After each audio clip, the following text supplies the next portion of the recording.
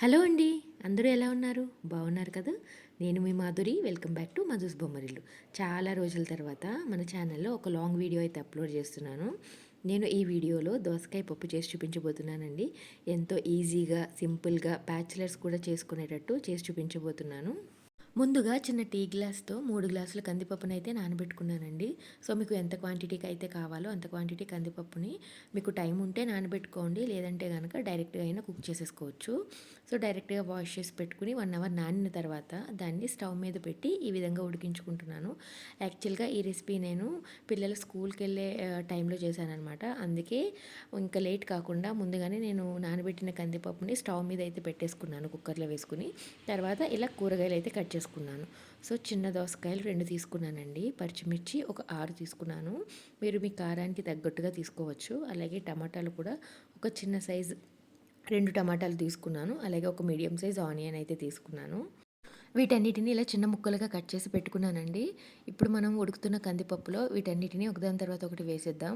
మీకు ఇలా చేసుకునే టైం లేదనుకుంటే గనక డైరెక్ట్‌గా కుక్కర్‌లో కందిపప్పు కడిగి పెట్టుకున్న తర్వాత ఇలా కూరగాయలన్నిటిని కట్ చేసి ఒకేసారి వేసి విజిల్ పెట్టేసుకోవచ్చు. సో, చూసారు కదండీ! కందిపప్పు అయితే ఆల్రెడీ ఉడకడం స్టార్ట్ అయింది. ఇప్పుడు ఇందులో నేను కట్ చేసిన కూరగాయలన్నీ ఒకదాని తర్వాత ఒకటి వేసేస్తున్నాను. ఇదే ప్రాసెస్‌లో మీరు టమాటా పప్పు చేసుకోవచ్చు, తోటకూర పప్పు చేసుకోవచ్చు, మెంతికూర పప్పు చేసుకోవచ్చు. ఏదైనా ప్రాసెస్ ఒకటేనండి. మీరు వాడే ఇంగ్రీడియెంట్సే వేరు. సో, చూసారు కదా! ముందుగా కట్ చేసిన వెజిటబుల్స్ అన్నీ ఒకదాని తర్వాత ఒకటి ఇందులో వేసేస్తున్నాను. కూరగాయలన్నీ వేసిన తర్వాత ఒకసారి బాగా కలుపుకొని మూత పెట్టి ఒక 4-5 విజిల్స్ రానిస్తే సరిపోతుందండి. పప్పు అనేది మెత్తగా ఉడికిపోతుంది. మీరు విజిల్ పెట్టే ముందు వాటర్ కన్సిస్టెన్సీ కూడా ఒకసారి చెక్ చేసుకోండి. వాటర్ గనక తక్కువైతే గనక మనకు పప్పు మాడిపోయే ఛాన్స్ ఉంటుంది. సో, సరిపడా వాటర్ వేసుకొని చూసారు కదా! ఈ విధంగా ముక్కలు మునిగేంత వరకు వాటర్ ఉంటే సరిపోతుంది. ఇలా ముక్కలు మునిగేంత వరకు వాటర్ ఉంచుకొని ఒక 4-5 విజిల్స్ వరకు తెప్పించండి. నేను విజిల్ పెట్టే ముందు ఇందులోనే కొద్దిగా పసుపు కూడా యాడ్ చేశాను. సాల్ట్ అయితే మొత్తం కుక్ అయిన తర్వాత యాడ్ చేశానండి. సో, మీకు తగినంత పసుపు యాడ్ చేసేసుకొని విజిల్ పెట్టేసుకోండి. నేను ఇక్కడ ఒక 4-5 విజిల్స్ అయితే రానించానండి. మా ఇంట్లో ఏంటంటే పప్పు మెత్తగా ఉడికిపోవాలి సాఫ్ట్‌గా. లేదు ఒక దోసకాయ ముక్క గానీ, టమాటా ముక్క గానీ తగిలిందంటే పిల్లలు అంతగా ఇష్టపడరనమాట. అన్నీ ఏరి పక్కన పెడతారు. సో, నేను పిల్లల కోసమని చాలా సాఫ్ట్‌గా కుక్ చేశాను విజిల్స్ ఎక్కువ తెప్పించి. మీరు కొంచెం బలుగ్గా ఉండాలంటే ఒక విజిల్ తక్కువ వేయించుకోండి. చూసారు కదా! పప్పు ఎంత చక్కగా ఉడికిపోయిందో. నేను అసలు స్మాష్ చేయాల్సిన అవసరం కూడా లేదు.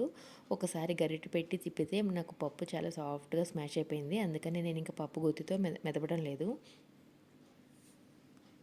మీకు అవసరమైతే గనక కన్సిస్టెన్సీని బట్టి పప్పు గుత్తితో పప్పును మెదుపుకోండి. నాకైతే ఇక్కడ చాలా సాఫ్ట్‌గా ఉడికిపోయింది. ఇంకా పప్పు గుత్తి పెట్టాల్సిన అవసరం రాలేదు. అందుకని నేను గరిటెతో ఒక 2, 3 సార్లు బాగా తిప్పి ఇలా స్మాష్ చేసేసాను.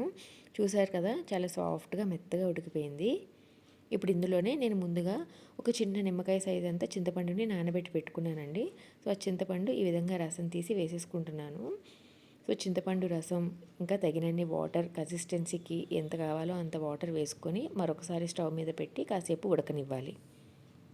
చాలామంది ఏం చేస్తారంటే పప్పుతో పాటే చింతపండును కూడా ముందుగానే వేసేస్తారు. అలా చేస్తే ఏంటంటే మనకు పప్పు త్వరగా ఉడకదనమాట. ఉడకడం లేట్ అవుతుంది. అలాగే బాగా పలుకు పలుకుగా ఉండిపోతుంది. సో, అలా కాకుండా ఇలా కుక్ చేసుకున్న తర్వాత నిమ్మరసం వేసుకుంటే బావుంటుందనమాట. దాని తర్వాత తగినంత నేను సాల్ట్ వేశాను. అలాగే ఇందులో ఒక హాఫ్ స్పూన్ కారం కూడా వేశానండి. కారం అనేది ఆప్షనల్. మీకు కావాలంటే వేసుకోండి. లేదంటే అవసరం లేదు. కారం వేసి క్లిప్ అయితే మిస్ అయిందనమాట. సో, ఉప్పు, కారం తగినంత వేసుకొని నేను ఇలా కాసేపు ఉడకనిచ్చాను. చింతపండు రసం వేసిన తర్వాత పప్పు కాసేపు ఉడికితేనే మనకి ఆ పచ్చివాసన రాకుండా ఉంటుందనమాట. సో, ఇప్పుడు ఉడికిన పప్పులో తాలింపు వేసేసుకుందాం. సరే, నేను ముందుగా తాలింపు గిన్నె పెట్టుకున్నాను. ఇందులో ఒక గుప్పెడు దంచిన వెల్లుల్లి రెబ్బలు వేసుకున్నానండి. ఇవి కొన్ని ఎక్కువ వేసుకుంటేనే పప్పు అనేది టేస్టీగా ఉంటుంది. పప్పు ఎప్పుడు చేసినా సరే తాలింపు నెయ్యితో పెట్టుకుంటే టేస్ట్ చాలా బావుంటుంది. మీకు వీలైతే నెయ్యితో పెట్టుకోవడానికి ట్రై చేయండి. లేదంటే నార్మల్‌గా ఆయిల్‌నే యూజ్ చేయండి. ఇలా 2 స్పూన్ల నెయ్యి వేసిన తర్వాత ఒక గుప్పెడు వెల్లుల్లి రెబ్బల్ని ఇలా ఎర్రగా వచ్చే వరకు వేయించుకున్నాను. తర్వాత ఇందులోనే ఒక స్పూన్ మినప్పప్పు, ఒక స్పూన్ ఆవాలు, అలాగే ఒక స్పూన్ జీలకర్ర, ఎండుమిర్చి కూడా వేసి బాగా వేయించుకోవాలి. మా ఇంట్లో ప్రెజెంట్ అయితే కరివేపాకు లేదు. అందుకే నేను వేయటం లేదు. మీ దగ్గర ఉంటే ఒక గుప్పెడు కరివేపాకు కూడా వేసుకోండి. టేస్ట్ బావుంటుంది. సో, ఇవన్నీ ఇలా వేగిన తర్వాత నేను ఇప్పుడు ఎండుమిర్చి వేస్తున్నాను. ఇది కూడా వేగిన తర్వాత కరివేపాకు వేసుకోండి. నేను కరివేపాకు బదులుగా కొత్తిమీర అయితే వేశాను. సో, కొత్తిమీర పప్పులో కాకుండా ఇలా తాలింపులో వేస్తే మనకి ఫ్లేవర్ అనేది పప్పుకి పడుతుంది. సో, నాకు ఇది అలవాటనమాట. అందుకనే తాలింపులో కాస్త ఒక గుప్పెడు కొత్తిమీర కూడా వేశాను. అలాగే కాస్త పప్పులో కూడా వేశాను. ఈ వేగిన తాలింపునంతా మనకి పప్పులో తిరగమూత వేసుకొని ఒకసారి బాగా కలుపుకోండి.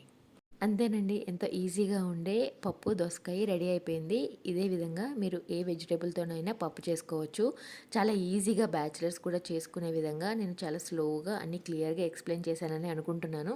మీకు గనక మన వీడియో నచ్చితే డెఫినిట్‌గా లైక్ చేసి సబ్స్క్రైబ్ చేయండి. ఇదే వీడియోని మీకు తెలిసిన బ్యాచిలర్ ఫ్రెండ్స్‌కి కూడా షేర్ చేయండి. అలాగే మీరు ట్రై చేస్తే గనక టేస్ట్ ఎలా ఉందో ఖచ్చితంగా కామెంట్ సెక్షన్‌లో చెప్పడం మాత్రం మర్చిపోకండి. మన ఛానల్లో ఇక మీదట ఎలాంటి రెసిపీస్ కావాలో మీకేమైనా ఐడియా ఉంటే గనక ఖచ్చితంగా కింద కమెంట్ బాక్స్‌లో తెలియజేయండి. నేను ఆ రెసిపీ అనేది చేయడానికి ట్రై చేస్తాను. Thank you so much for watching this video.